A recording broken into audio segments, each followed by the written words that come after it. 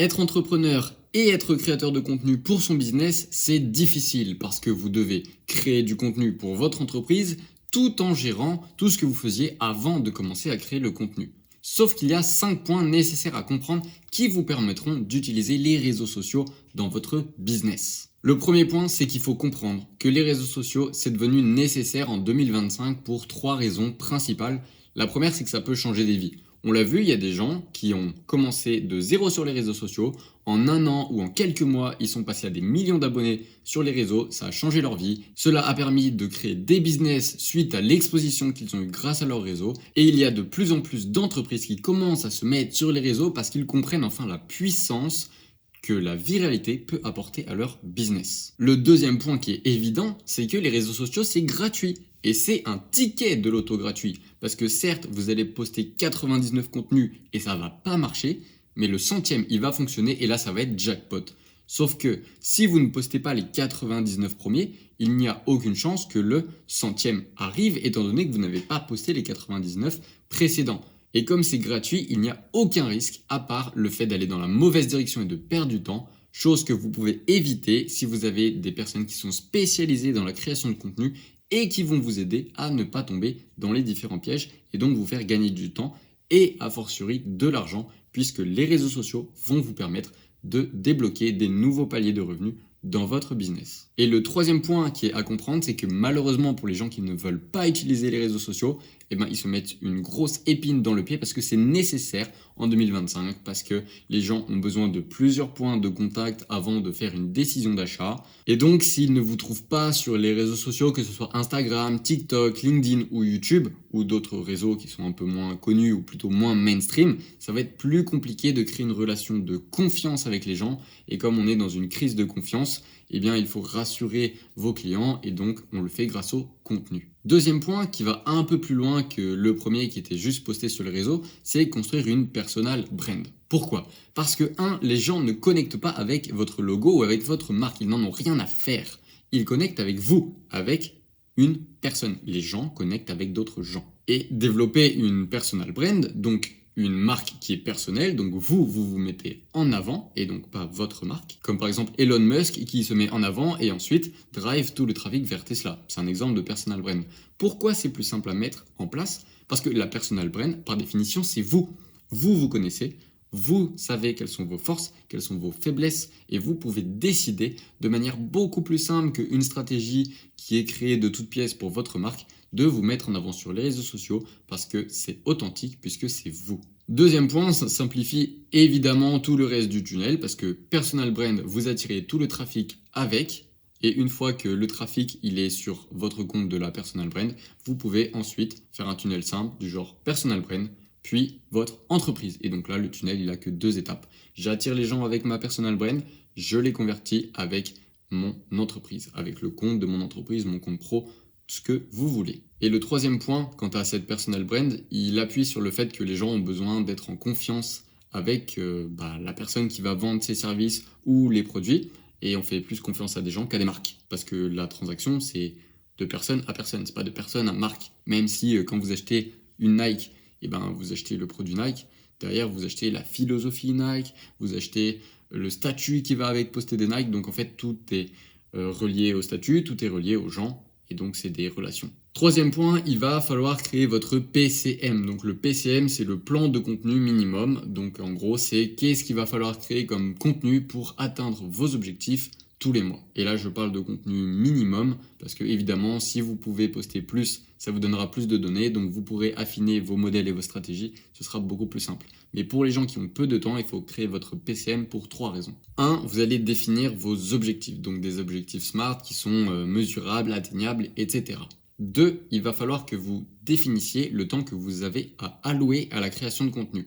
Et donc là, il va falloir mettre en place des systèmes, ce qu'on verra tout de suite après. Et troisième point, il va falloir vous tenir à votre PCM parce que si vous en faites moins que le minimum, ça va être très compliqué d'atteindre vos objectifs. Et donc là, on va entrer dans un cercle vicieux parce que si vous n'atteignez pas vos objectifs, vous allez produire encore moins de contenu parce que vous pensez que ça ne sert à rien. Si vous postez moins de contenu, et bien là, la boucle est bouclée, il y a encore moins d'objectifs atteints et donc il y a encore moins de contenu, etc., etc. Le quatrième point qui est le plus important, c'est mettre en place des systèmes. Et donc moi, par exemple, ce que j'ai mis en place, c'est un Obsidian. Donc Obsidian, c'est l'endroit où je vais stocker toutes mes idées, tout ce que j'ai pu apprendre au cours de ma vie. Et donc là, je l'ai divisé en plusieurs sections comme bleu, création de contenu, rouge, tout ce qui est finance, vert, tout ce qui est psychologie, etc.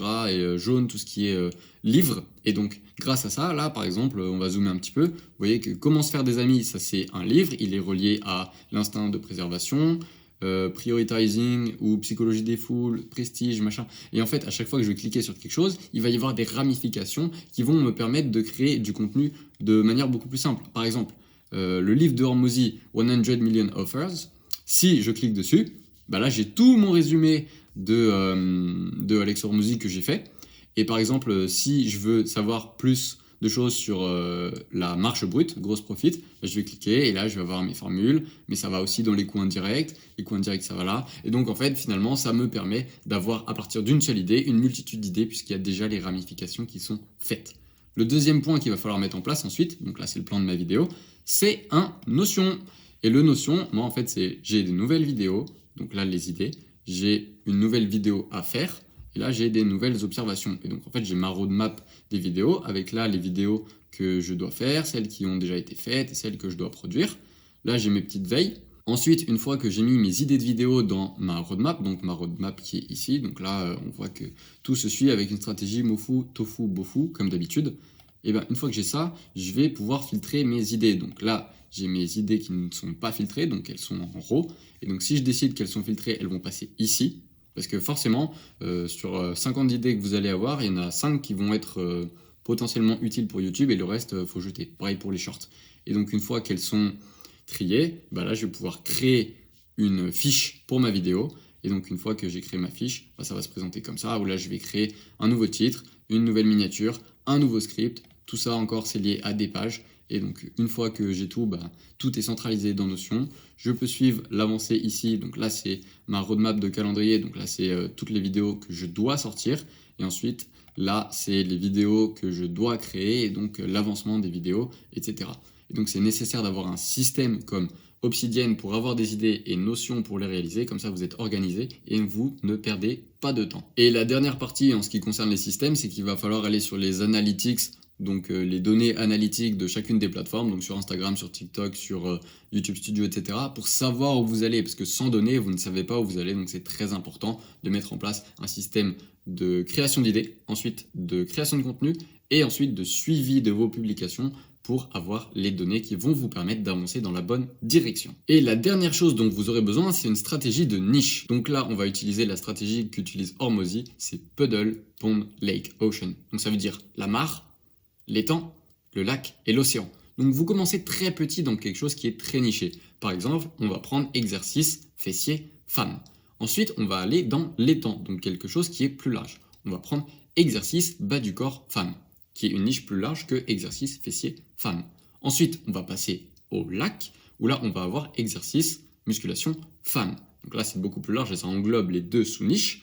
Et ensuite, vous allez aller dans l'océan, là où il y a le plus de concurrence. Mais comme vous avez été crescendo dans les niches et que vous avez pu fédérer une communauté au fur et à mesure du temps, vous ne serez pas un petit poisson dans l'océan, vous serez un gros poisson. Et donc, vous n'allez pas vous faire manger. Et donc là, pour un exemple de contenu dans l'océan, on va faire juste fitness. Donc, fitness qui englobe musculation femme, qui englobe également exercice bas du corps femme et qui englobe également exercice fessier femme. Donc il faut y aller crescendo.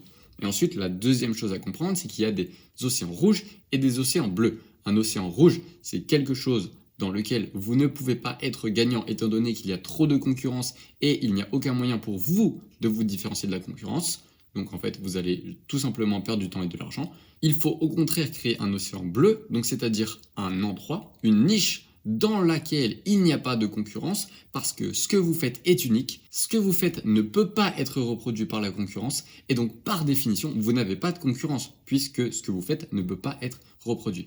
Donc là, c'est ces 5 points qui font que vous avez besoin d'utiliser les réseaux sociaux pour votre business et qu'il est possible d'utiliser les réseaux sociaux tout en étant directeur, chef d'entreprise ou d'agence, etc. Donc on résume. 1. Il faut utiliser les réseaux sociaux parce que ça change la vie des gens et c'est réel. 2. Vous avez besoin des réseaux sociaux parce que c'est nécessaire en 2025, notamment avec l'utilisation d'une personal brand. 3. Créer votre PCM, donc votre plan de contenu minimum qui va vous permettre d'atteindre vos objectifs quant au temps que vous avez à allouer à la création de contenu.